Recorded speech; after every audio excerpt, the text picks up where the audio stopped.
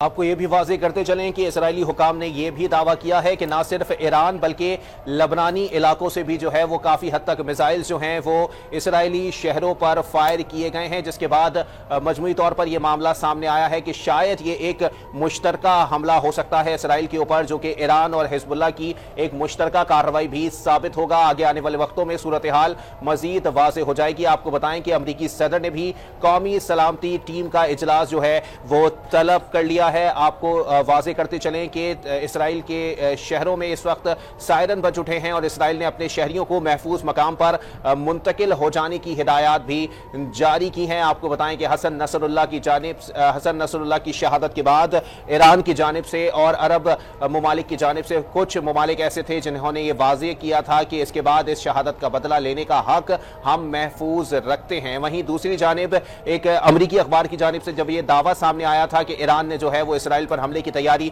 मुकम्मल कर ली है, उसके बाद अमेरिका ने इसराइल को खबरदार किया था कि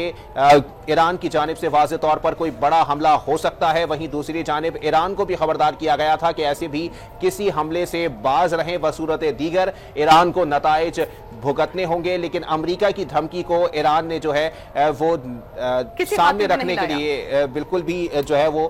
खातिर में लाने से गुरेज किया और उसके बाद ये वाज़ेह तौर पर सामने आया है कि ना सिर्फ ईरान बल्कि लबनान के भी कुछ इलाकों से जो है वो मिसाइल बड़ी तादाद में इसराइल के शहरों पर फायर किए गए हैं, जिसके बाद ये एक मुश्तरका कार्रवाई लगती है और इसके बाद ये वाज़ेह हो जाएगा आगे आने वाले वक्तों में कि ईरान की जानिब से जो है और लबनान में हिजबुल्लाह की जानिब से ये एक मुश्तरका कार्रवाई की गई है और हसन नसरुल्लाह की शहादत का बदला भरपूर अंदाज में लिया जा रहा है।